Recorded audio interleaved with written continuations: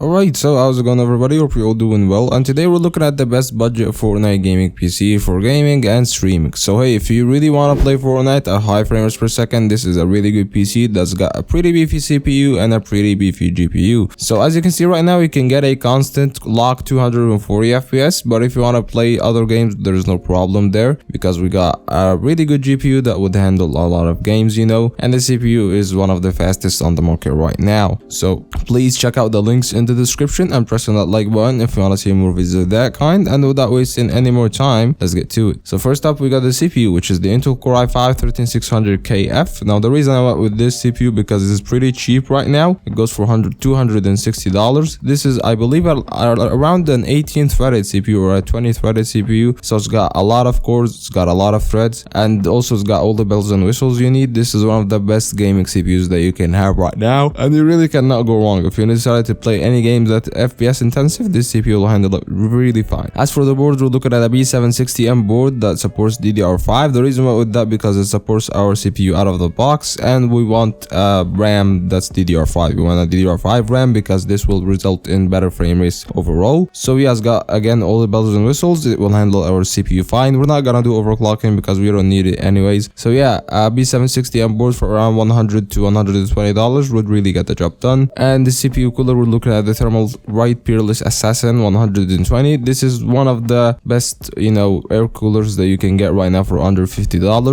The CPU itself will peak at around 80 degrees because it's a pretty powerful CPU, so it will need it will consume a lot of heat, but the Peerless Assassin will get it really fine. The RAM, we're looking at 32 gigabytes of DDR5, I believe 5600 megahertz, and yeah, 32 gigs is more than enough. 5600 megahertz is a lot of frequency for DDR5 RAM, so yeah, you're getting all the bells and whistles. You're gonna really great frame rates, and you will get really good RAM, so you're not limited there. As for the SSD, we're looking at a 1TB M.2 SSD because 1TB is pretty much really good space, for a PC that's around $1,000. It will get the job done. You really cannot go wrong, and I feel like this is a really good space for a PC like that. And the GPU, we're looking at the NVIDIA RTX 3060 12GB. Now the reason we went with NVIDIA because a lot of these FPS intensive PCs or FPS intensive games will work so well on NVIDIA GPUs, and the reason we went with that is that it's under $300. Kind of makes sense, in terms of why we went with it, because you're getting all the NVIDIA capabilities, you're getting all the NVIDIA DLSS features, and the 3060's got 12 gigabytes of VRAM, so this VRAM debate is over here if you're actually into that. So yeah, it will really get the job done. It's a really good GPU for 1080p gaming, and you cannot go wrong. The case, we're looking at the Lian Li Langcool 205M. The reason why with that because it's a brand new case actually from Lian Li. It's got really good airflow. It's got 2 fans, I believe, in the front and one at the back, and it looks like a pretty small case in terms of sizing, and the airflow will be really good. The cable management is really good, and the power supply, we're looking at 550 watt 80 plus bronze rated power supplies, kind of from EVJ or somewhere, because power supplies right now are actually pretty expensive. But yeah, 500 watts is more than enough for a PC like this, and yeah, you're getting really good performance overall. So that's been it. If you like the video, press on that like button. If you want to see that kind, subscribe, and I'll see you in the next one.